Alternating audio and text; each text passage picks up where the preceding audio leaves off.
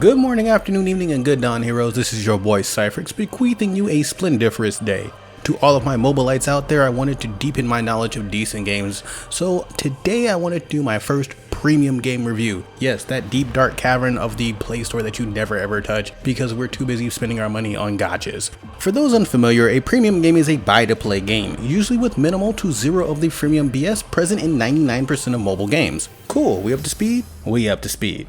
In a sec, I'll cover basic gameplay, the pros, the cons, and for the first time ever, the cost. Don't let that deter you. I ask you to let me get to the end of this review so you can make sure if it's for you or for not. Who knows? Just be sure to get the full picture. I'll stop torturing you with the dope montage in the back and let's get down to what makes this God of War light a God of War light. Don't pause. Press play. By the way, thanks so much for stopping by my humble channel, and if you find yourself learning something new or considering a game that wasn't even on your radar, I urge and encourage you to smash that like button and destroy the subscribe button and bell for more reviews and guides on new games across all platforms.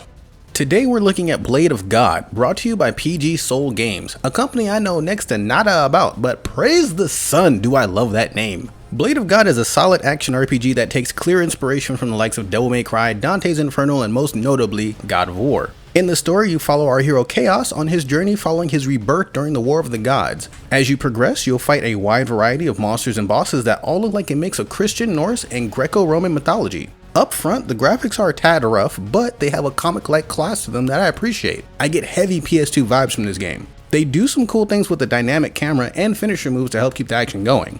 As you level, you gain points to level weapon combos and skills gained as you beat chapter bosses. These abilities work just like God summons from the first God of War and come with a neat iframe to help you avoid damage. Weapon wise, you start with a two-handed axe, but eventually you gain a hammer and a scythe, both with their own set of skills. The controls themselves are easy to learn and follow typical mobile ARPG structure. You intertwine light and heavy attacks to initiate bigger and more effective attacks. In addition to a dodge, you'll also unlock a counterattack and a heavy skill to help stagger enemies. Your dodge can also be leveled to have effects like slowing down time, kind of like Bayonetta's Witch Time or slowing down time in Honkai Impact, and also improved defensive buffs. The game has a hub and instance dungeon feel to it, but they do their hub a little bit differently, and thank God, because again, this is a premium game. Each level gets a different hub in which you can run around and speak to different NPCs to access the main hub menu and tweak your gear and skill points. Meanwhile, the levels all feature a little bit of platformer action, dodging traps, interacting with levers, and defeating the occasional bout of enemies, all to progress towards the final boss.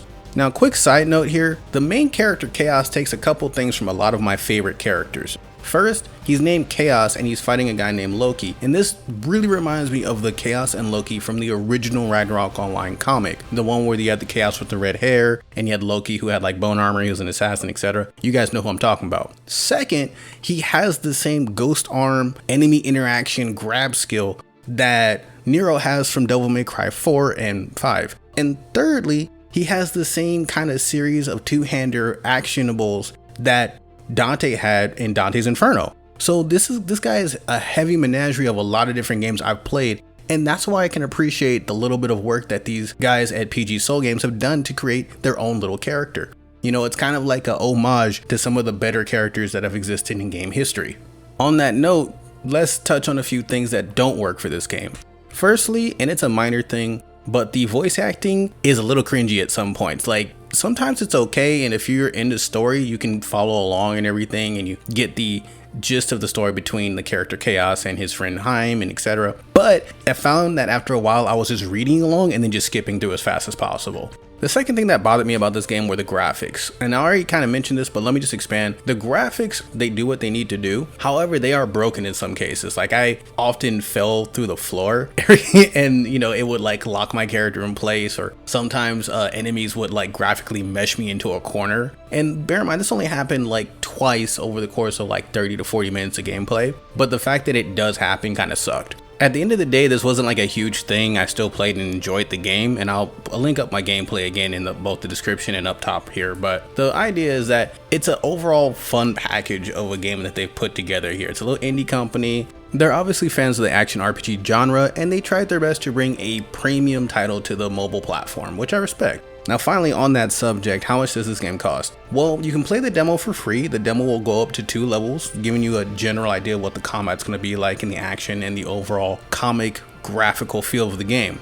After that, you have to either put down $4 for the base game, like $3.99, or you could go, I think, $4.99 or $9.99 for a bunch of extra costumes and other stuff. The game is not pay to win or any of that crap. It's more like buy to play. I want to do something different, show you guys out there that not all mobile games are freemium crap, and that some games are actually there to give you a full experience for just a few bucks with no kind of like, hey, buy this, gamble on that. This is a game that's just out there being honest and saying, hey, it's a full game for $4. What do you have to lose?